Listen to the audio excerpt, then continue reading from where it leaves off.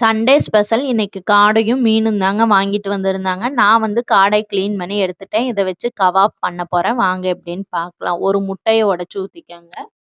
Cornflour மாவு வந்து 2 spoon சேர்த்துக்கங்க. கொஞ்சம் உப்பு, ஒரு 1/4 எலுமிச்சம்பழம் சேர்த்துக்கங்க. சிக்கன் 65 மசாலா 2 ஸ்பூன் சேர்த்துக்கங்க. இஞ்சி பூண்டு பேஸ்ட்டு இதையெல்லாம் நல்லா மிக்ஸ் பண்ணி எடுத்துக்கங்க. மிக்ஸ் பண்ணி எடுத்துட்டு நான் காடையில வந்து கீரல் போட்டு வச்சிருந்தேங்க. அப்பதான் மசாலாலாம் வந்து உள்ள இறங்கி வரும் அப்படின்ட்டு, இதெல்லாம் அப்ளை பண்ணி ஒரு 1/2 அன் ஹவர் வந்து வச்சு எடுத்துக்கங்க பேன்ல.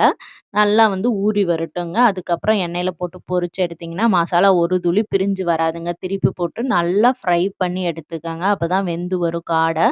டேஸ்ட்டா இருந்துச்சுங்க. நீங்களும் ட்ரை பண்ணி பாருங்க. நான் காடை கிரேவியும் வந்து வச்சிருந்தேங்க. எப்படின்னு நான் வீடியோ அப்லோட் பண்றேன். கண்டிப்பா பாருங்க. இன்னைக்கு ஃபிஷ் ஃப்ரை, மீன் குழம்பு எல்லாம் வச்சு சாப்பிட்டாச்சுங்க. பாய் பாய்.